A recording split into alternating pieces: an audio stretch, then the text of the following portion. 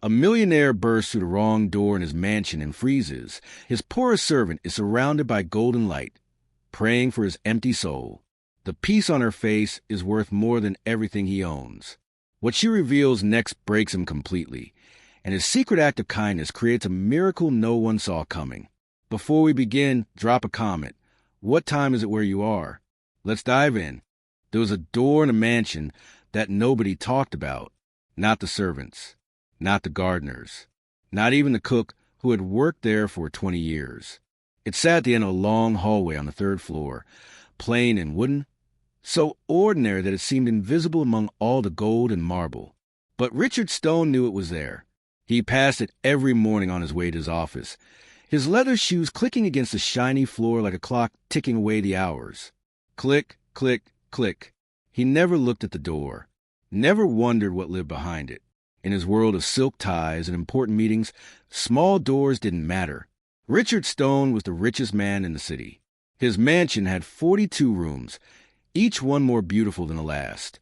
Crystal chandeliers hung from ceilings painted with clouds and angels. Golden frames held paintings of people who looked serious and important. The floors were so polished you could see your face in them, and sometimes Richard would glance down and see his reflection staring back. A man with gray hair, sharp eyes, and a mouth that had forgotten how to smile. He had everything. 3 fancy cars sat in his garage like sleeping dragons. His closet held more suits than he could wear in a year. His bank account had so many zeros that even he lost count. But here's the strange thing. Having everything felt like having nothing at all. His heart was like his mansion, big, beautiful, and terribly, terribly empty.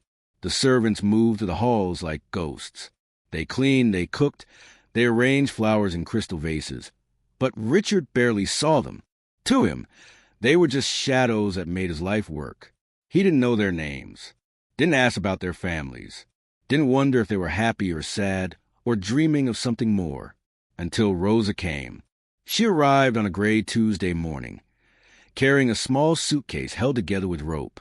Her shoes had holes in the soles, and her dress was faded from too many washings, but her eyes, oh, her eyes sparkled like stars that refused to be dimmed by darkness. She was a new maid, hired to replace old Mrs. Henderson, who had finally retired. The head butler, Mr. James, showed her around the mansion. Don't touch the vases in the east wing. Don't speak unless Mr. Stone speaks to you first. And this, he stopped at the plain wooden door at the end of the third-floor hallway. This will be your room. Rosa's room was nothing like the rest of the mansion. It was small and simple, with white walls that needed painting, and a narrow bed covered with a thin blanket. But it had something the other rooms didn't have. A window. Not a grand window with velvet curtains, but a simple square window that looked out over the garden and caught the morning sun like a cup catching water. When Rosa saw that window, she smiled. It was the kind of smile that starts small and grows until it fills up your whole face, the kind that makes you believe good things are possible even when the world feels hard. "It's perfect," she whispered, and Mr. James looked at her like she might be crazy. Perfect? This tiny room with its creaky floor and peeling paint? But Rosa saw what he couldn't. She saw light, and light, she knew, was the most valuable thing in the world. Days passed. Weeks. Richard Stone barely noticed a new maid. She was just another shadow, dusting furniture and washing floors. He didn't know that she woke up before sunrise every morning. Didn't know that she knelt by that simple window while the world was still dark, her hands folded, her lips moving in whispered prayers. Didn't know that she prayed for him, for the sad man with everything and nothing, for his safety, for his heart to find whatever it had lost. Richard's life continued like a machine. Wake up, dress in an expensive suit, drink coffee from a china cup, rush to the office, make money, come home, eat alone, sleep alone, wake up, repeat. Until the morning, everything changed. It was a Thursday, and Richard was running late. He had an important meeting, the kind where millions of dollars hung in the balance. He rushed down the third-floor hallway, his mind spinning with numbers and deals, not watching where he was going. His hand reached for his office door. At least, he thought it was his office door. But it wasn't. The door swung open, and Richard Stone stepped into Rosa's room by mistake. The sight stopped him like a wall of ice water. Morning sunlight poured through the window, turning everything golden. And there, kneeling on the worn wooden floor, was Rosa. Her hands were folded. Her eyes were closed. Her lips moved in prayer, and her face glowed with something Richard had never seen before. Peace. Pure, quiet, unshakable peace. For 3 heartbeats, he couldn't move, couldn't breathe, couldn't think. In his mansion of marble and gold, in his world of power and money, he had never seen anything so rich as this. A poor woman praying by a simple window, surrounded by light that didn't come from chandeliers or jewels, but from somewhere deeper, somewhere he couldn't buy or own or understand. Rosa's eyes opened. She turned and saw him standing in her doorway, this powerful man in his expensive suit, frozen like a statue. For a moment, they just looked at each other. The master and the maid, the rich and the poor, 2 people from different worlds standing on opposite sides of a tiny room. "I'm sorry," Richard finally managed to say, his voice strange and rough. "I wrong door." "It's all right, sir," Rosa said softly. Standing up, her worn dress rustled. Her bare feet made no sound on the floor. Sometimes the right door finds us when we're not looking. Richard backed out of the room and closed the door. But as he walked down the hallway, click, click, click, his heart was pounding like a drum. His hands were shaking. His carefully organized thoughts were scattered like papers in the wind. He couldn't go to his meeting. Instead, he stood at his office window, staring out at the city he owned pieces of, and all he could see was Rosa's face. That peace, that light. For the first time in 20 years, Richard Stone wondered if he had been living in the wrong room of his own mansion. If maybe, just maybe, the smallest door held the biggest treasure. And that wondering, that tiny crack in his cold, careful heart, was the beginning of everything. The door nobody talked about had finally been opened, and nothing would ever be the same again. Richard couldn't eat his breakfast the next morning. The eggs grew cold on his plate. The coffee sat untouched in its expensive cup. He stared at the newspaper without reading a single word, because all he could see was that room, that window, that woman kneeling in the light. It haunted him like a song he couldn't stop humming. Mr. James noticed. The old butler had worked for Richard for 15 years, and he knew when something was wrong. "Sir, are you feeling well? Should I call the doctor?" "No," Richard said quickly. Then, trying to sound casual, he added, "The new maid, Rosa. Tell me about her." Mr. James raised one eyebrow. In all his years of service, Mr. Stone had never asked about any servant. Not once. "Rosa Martinez, sir. She came from the village 3 weeks ago. Excellent worker. Very quiet. Very kind." "Does she have family?" "I believe she has a son, sir. She sends most of her wages home to him." A son. Richard's mind spun with questions he'd never thought to ask before. Where was the boy? Why wasn't he with his mother? What kind of life did they have? All day, the questions buzzed in his head like bees. During his meetings, he forgot what people were saying. On the phone with his lawyer, he lost track of the conversation. The numbers on his computer screen blurred together. Finally, at 3 o'clock, he did something he'd never done before. He left work early. Richard found Rosa in the library, dusting the shelves that held books he'd never read. She was humming softly, a sweet, simple tune that made the grand room feel somehow warmer. When she saw him, she stopped and curtsied, her worn shoes shuffling on the carpet. "Sir," she said, her voice respectful but not afraid. "Rosa." He cleared his throat.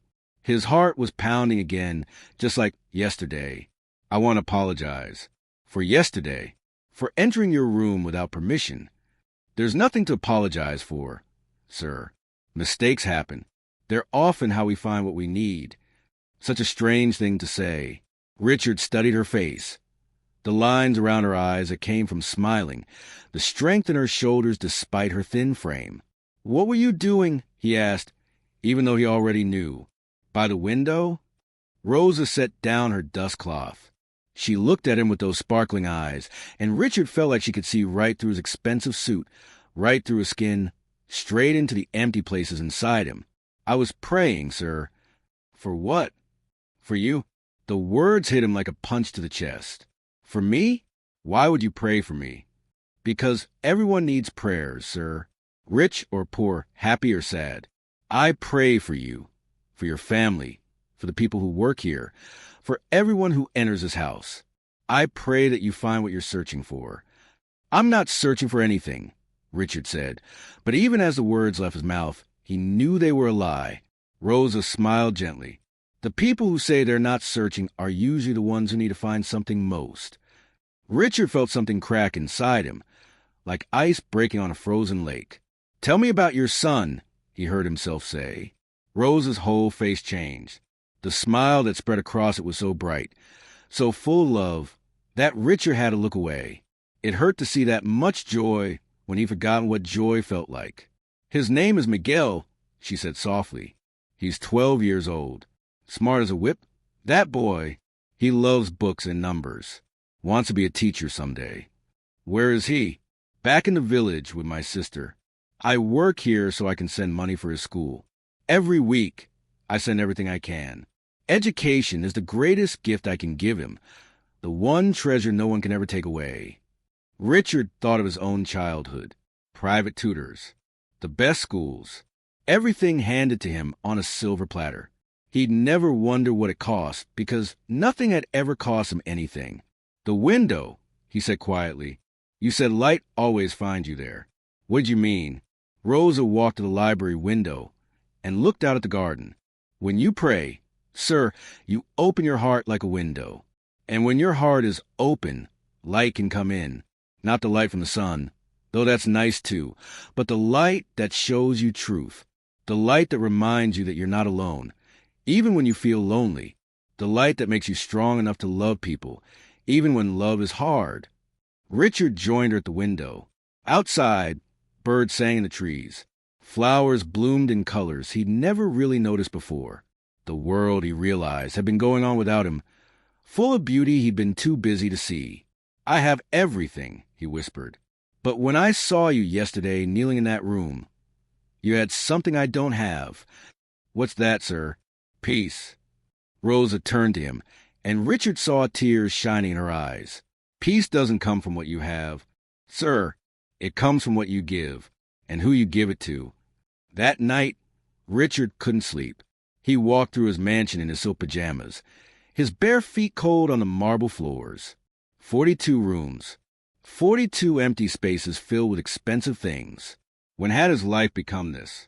When had he stopped seeing people and started seeing only servants? When had his heart turned into a locked door? He found himself standing outside Rosa's room, behind that plain wooden door. He knew she was sleeping on her narrow bed, tired from a long day of work. And tomorrow, before the sun came up, she'd wake and kneel by that window and pray. For him. For a man who'd never given her anything but a tiny room and barely enough wages. Shame burned in his chest like fire. Richard went to his office and turned on his computer.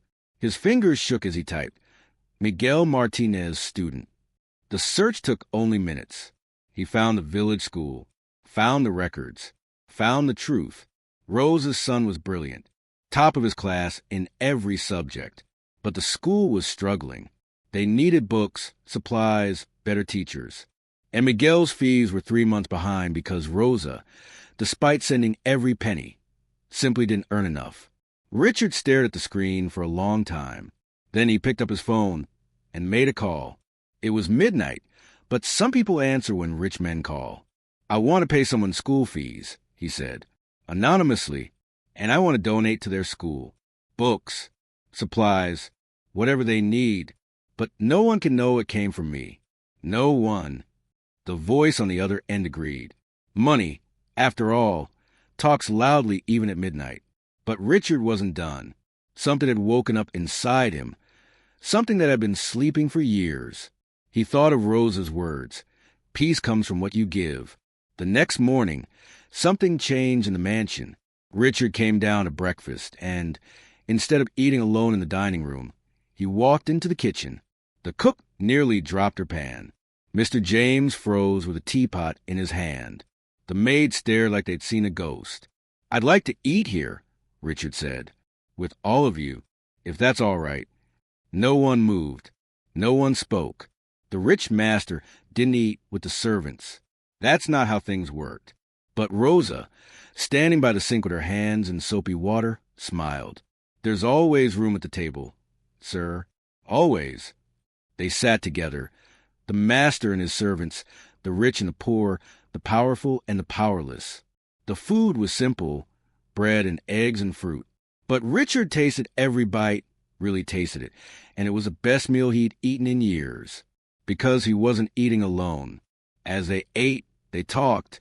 Richard learned that the cook's name was Sarah, and she had 3 grandchildren, that Mr. James loved a garden, but never had time, that the young maid, Emma, dreamed of becoming a nurse, that the gardener, old Tom, had fought in a war and still had nightmares. These people had been invisible to him. Now he saw them, really saw them, and when breakfast was over and everyone went back to work, Richard went to his office. But instead of diving into his emails and his deals, he sat at his desk and did something he hadn't done since he was a child. He folded his hands. He closed his eyes. And he tried to pray. The words didn't come easily. His mind was rusty, out of practice. But he thought of Rosa by her window, and he whispered, "Help me see. Help me give. Help me be better than I've been." It wasn't much, but it was a start. And sometimes a start is all you need. Spring arrived at the mansion like a gentle whisper. The flowers in the garden bloomed brighter than anyone remembered. The birds sang louder. Even the old stone walls seemed to warm under the sun. But the real change wasn't happening outside. It was happening inside, in the heart of a man who had spent his whole life building walls instead of opening windows. Every morning now, Richard woke up before sunrise. He would put on his robe and walk quietly to the 3rd floor, stopping outside Rosa's plain wooden door. He never went in. That wasn't his place. But he would stand there in the darkness and listen. Through the door, he could hear her voice. Soft, steady, full of faith that refused to break no matter how hard life got. She prayed for her son, for the servants, for people she'd never met. And she prayed for him, Richard Stone, the man who did everything but understood nothing. One morning, he heard her pray, "Please help Mr. Stone find his window. Help him see that the smallest light can chase away the biggest darkness." Richard pressed his hand against the door and whispered, "I'm trying, Rosa. I'm trying." Then he went to his own room and knelt by his own window. The prayer came easier now. The words flowed like water that had finally found a crack in the dam. He prayed for wisdom, for kindness, for the courage to be different than he'd been.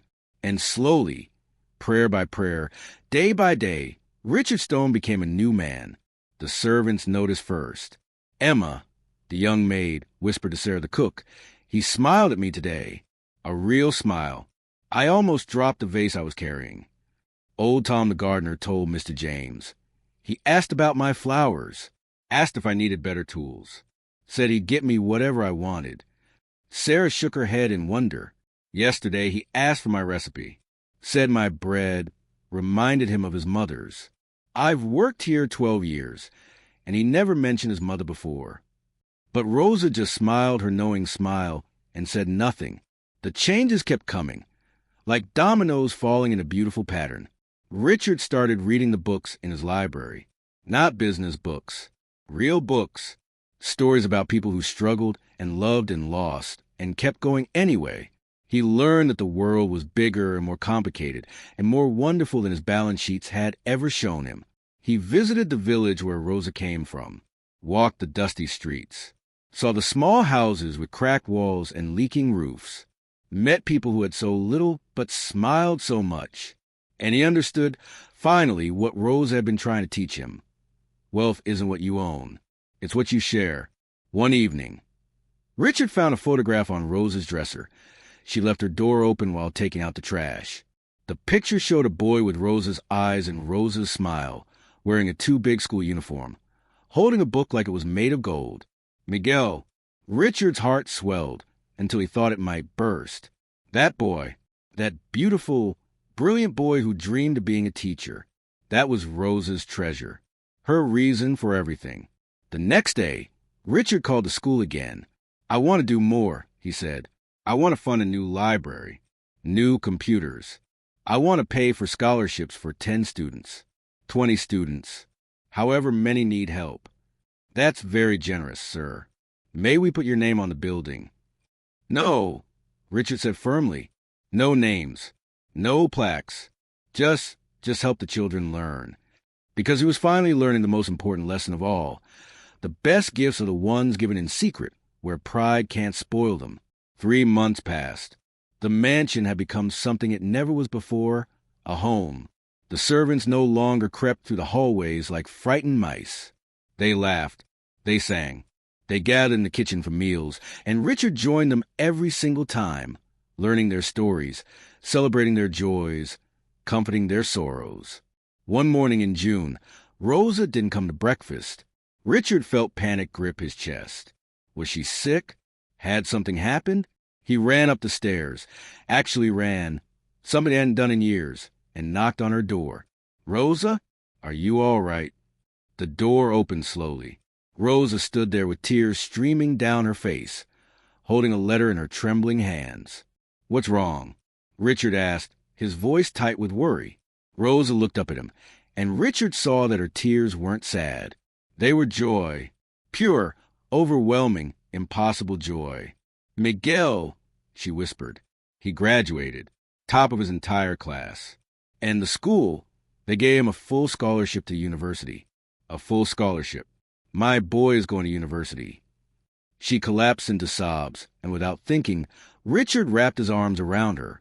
The master and the maid, the rich and the poor. 2 people who had found something more valuable than gold. They'd found each other's humanity. He earned it, Richard said softly. He earned every bit of it. I don't know how this happened, Rosa cried. I don't know who helped us, but someone did. Someone saw my boy and decided he mattered. I've been praying for a miracle, and God sent one. Richard said nothing. He just held her while she cried, and his own tears fell silently into her hair. Some gifts are too sacred to claim. That evening, Richard did something he'd been planning for weeks. He walked to Rosa's room with a small bouquet of flowers from the garden. Nothing fancy, just wild flowers that old Tom had helped him pick. He left them on her windowsill with a note that said simply, "Thank you for teaching me to see." He didn't sign his name. The next morning, he heard Rosa gasp when she found them. Through the door, he heard her whisper, "Someone understands. Someone finally understands." Yes, Richard thought, his hand pressed against the wood. Someone finally does. Summer came. Miguel visited the mansion for first time, a tall boy with nervous hands and brilliant eyes. Richard shook his hand and said, "Your mother is very proud of you." "We all are." "Thank you, sir," Miguel said. "I don't know why, but good things keep happening to me. My school got new books, new computers. My teachers got raises. It's like someone decided our village mattered." "You matter," Richard said firmly. "Every single one of you matters." That night, Richard and Rosa stood together by her window, watching the sun set over the garden. The light poured in like liquid gold, turning everything it touched into magic. "I used to think this window was just glass," Rosa said quietly. "But it's not. It's a mirror, too. When you open your heart to God, you see yourself clearly, all the broken parts, all the beautiful parts. And then you can start to heal." "I was so broken," Richard whispered. "I didn't even know it." "We're all broken, sir. That's what makes us human. But broken things can be mended. And sometimes the mended places are the strongest." Richard looked at his hands. Hands that had signed million-dollar deals but never planted a flower. Hands that had built an empire but never wiped a child's tears. Hands that were finally learning to give instead of just take. "I wasted so much time," he said. Rosa shook her head. "You didn't waste it. You needed it to get here, to this moment, to this window." They stood in silence as the sun disappeared and the stars came out, one by one, like tiny prayers being answered in the darkness. "Will you pray with me?" Richard asked. Rosa smiled and took his hand. "I already am." They knelt together by that simple window, the master and the maid, the teacher and the student. Two souls who had found each other in the most unexpected way. And they prayed, not with fancy words or perfect sentences, just honest words from honest hearts. Thank you for second chances. Thank you for light that finds us even in our darkest rooms. Thank you for showing us that the greatest treasures can't be bought or sold. They can only be given away. When they finished, Rosa looked at Richard and said, "You know what the most amazing thing is, sir?" "What?" "Heaven doesn't need our marble floors or our crystal chandeliers. It just needs our open hearts. You could have given me a room made of gold, but this plain little room with this simple window taught both of us something gold never could." "What's that?" "That love is the only currency that matters, and it's the one thing that grows when you spend it." Richard laughed, a real laugh, deep and true and free. "How did you get so wise?" "I'm not wise, sir. I just pay attention. And I learned a long time ago that God doesn't care if you're rich or poor. He only cares if you're listening." From that day forward, the mansion lived and breathed with a new spirit. Richard didn't just write checks, though he wrote many, always anonymously, always quietly. He rolled up his sleeves and worked in the soup kitchen every Saturday. He visited the school in Rosa's village and read stories to the children. He learned the names of every person who worked for him and their children's names and their dreams. The marble halls no longer echoed with emptiness. They rang with laughter, with songs, with the sound of people who mattered treating each other like they mattered. And every morning, before the sun came up, two people knelt by two windows, one plain, one fancy, and prayed together even though they were in different rooms. Their hearts had become windows too, open to the light that chases away all darkness. Years later, when people asked Richard Stone what made him change, he would smile and say, "I opened the wrong door, and it turned out to be exactly the right one." Because sometimes the smallest door leads to the biggest treasure. Sometimes the poorest prayer awakens the richest soul. And sometimes all you need is a window to see that the light was there all along. You just had to open your heart to let it in. The mansion still stood, golden and grand. But now it was more than beautiful. Now it was home. This story isn't just about Richard and Rosa. It's about all of us. Every single day, we walk past doors we don't notice. We ignore people who could change our lives. We think happiness comes from having more, when really it comes from giving more. Here's your challenge. This week, open a door you usually walk past. It might be having a real conversation with someone you usually ignore asking a cashier or server how their day is really going, helping someone without expecting anything back, praying for a person who's been mean to you, sharing something you have with someone who needs it.